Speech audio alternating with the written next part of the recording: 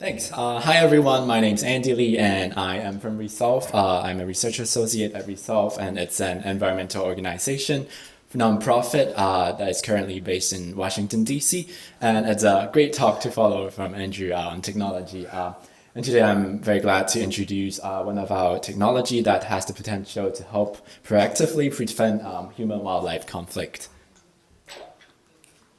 I think one of the questions that it's been asked in this whole conference a lot is that how can we actually more effectively anticipate and prevent actual threats or potential conflicts situation by providing information. And Andrew's talk demonstrated that early warning systems are very useful using technology. And another technology that I think all of you are very familiar with in the field is for conservation is camera traps. But as you're also familiar with their limitations, they are usually bulky, hard to carry around. Many of them are unreliable. They do not have very long battery lives, and they usually lack the ability to send information in real time. And most of you probably don't want to depend your livelihood or your life on these cameras to help you avoid conflicts. So what we did, our team, is to think what we can combine technologies and invent and engineer a camera trap early warning system that is specifically designed for wildlife conservation use cases. So so I'm introducing TrailGuard here. What essentially it is consisted of trail camera. I'm gonna also bring this out here.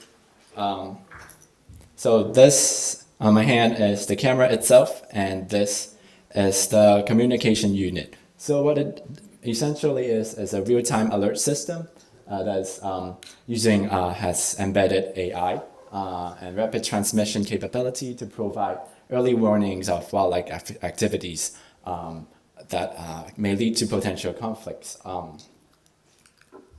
And how it works is these camera alert systems can be placed on game trails or known trails that are known to frequent by wildlife, sometimes like potential conflict-prone species along borders of protected areas or nearby communities.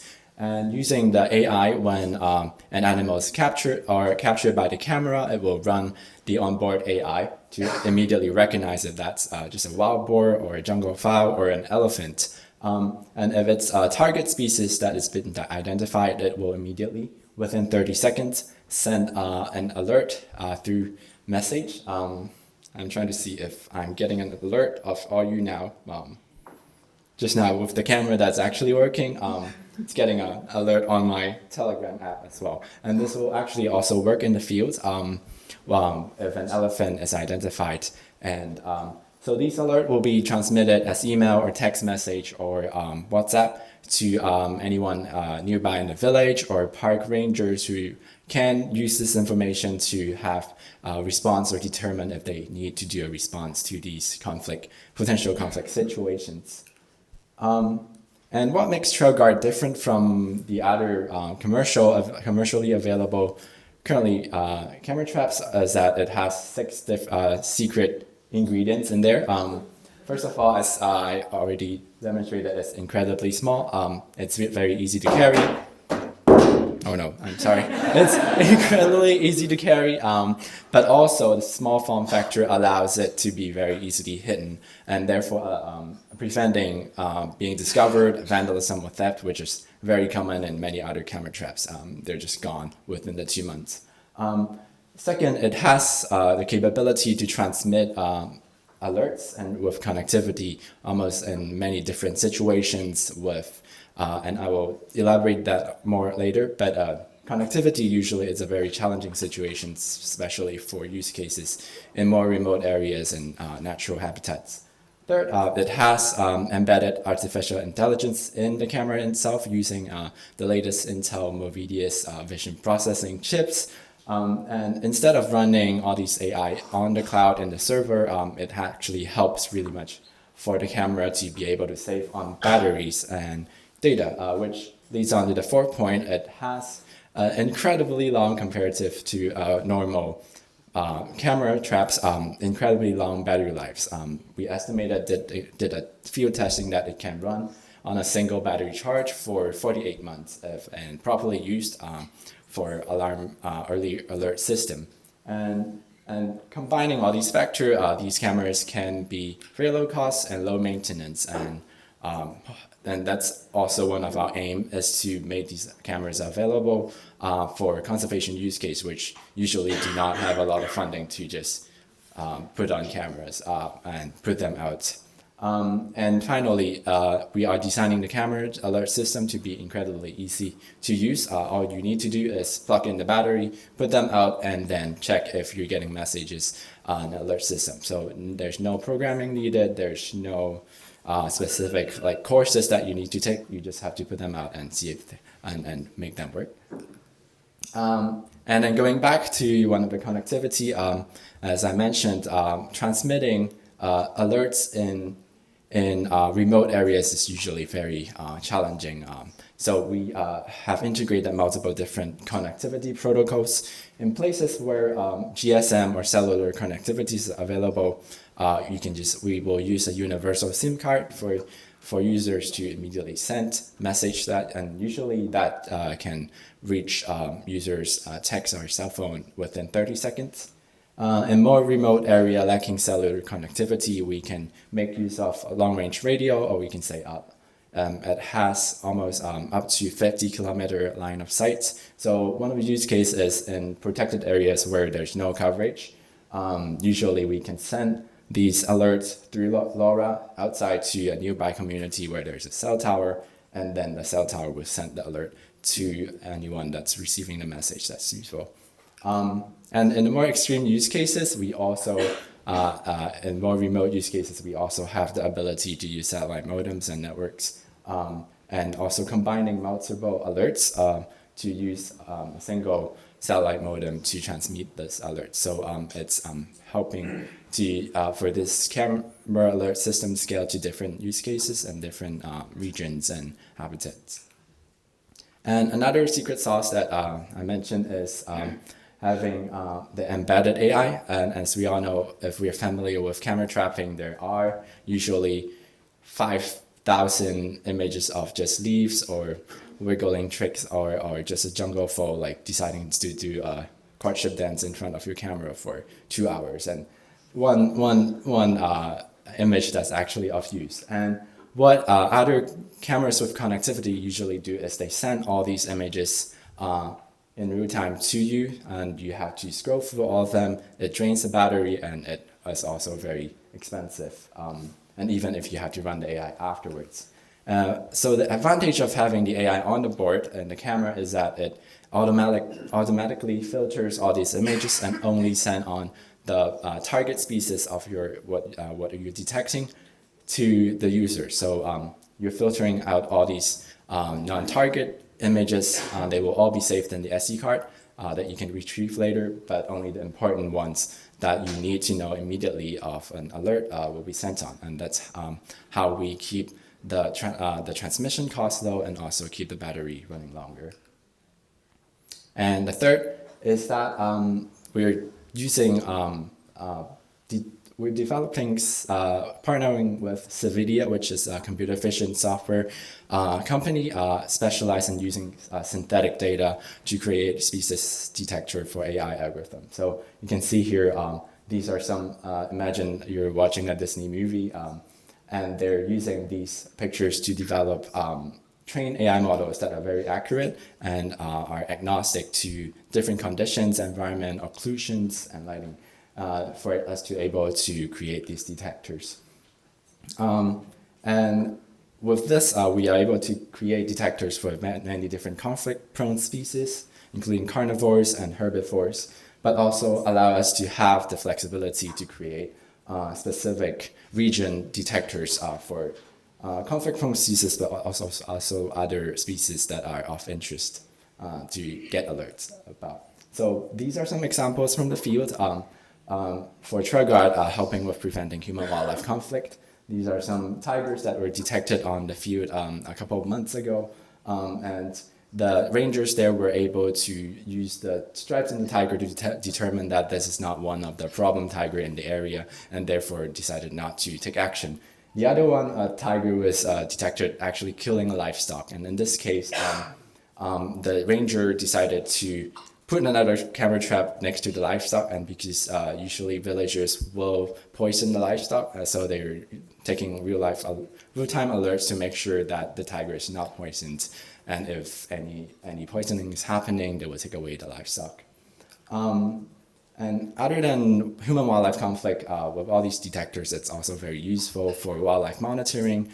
So instead of you having to trek 2 weeks out to get your SD card, these species of importance can be just transmitted to your laptop in real time, allowing people to research, but also have monitoring in real time.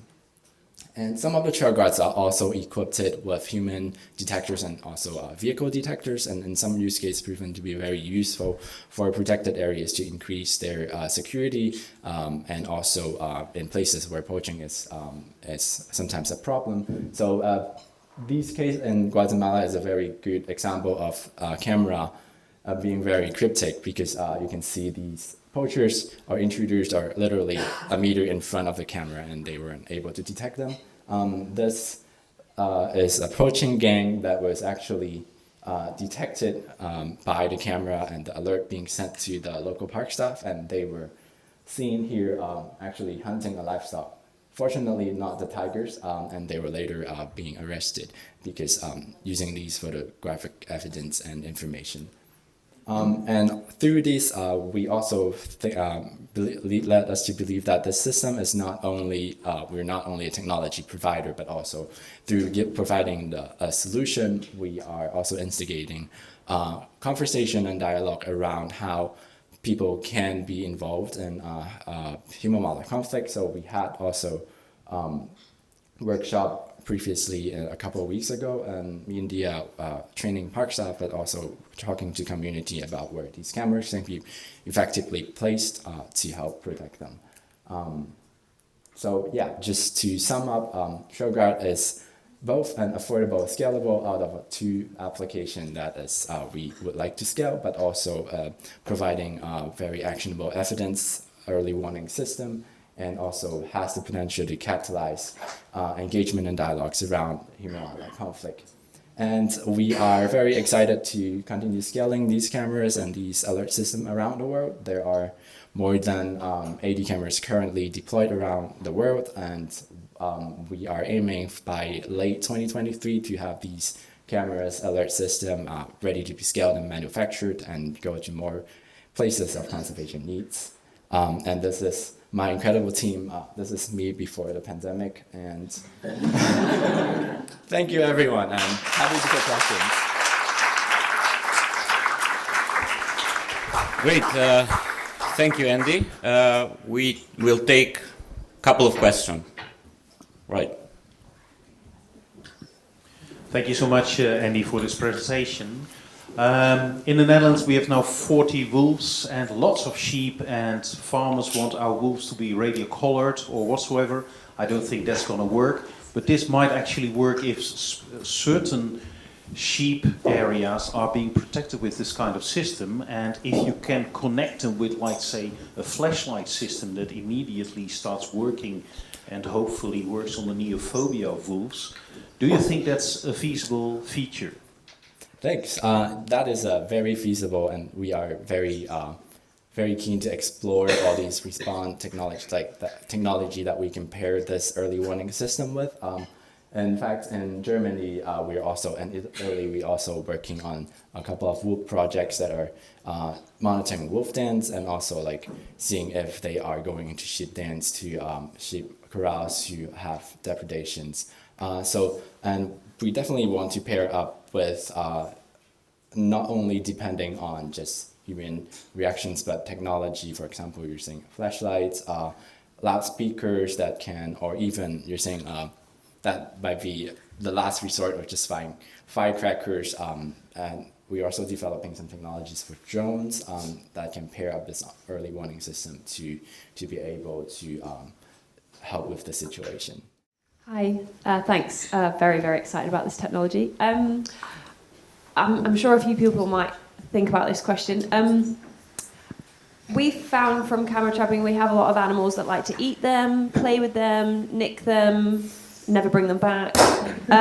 It'd be really, really nice to know how durable they are, or because if they're a lot smaller, animals just aren't noticing them, and therefore they're less likely to be trampled by an elephant, stolen by a tiger, eaten by a bear. Right. Yeah, just really excited to hear how durable they are.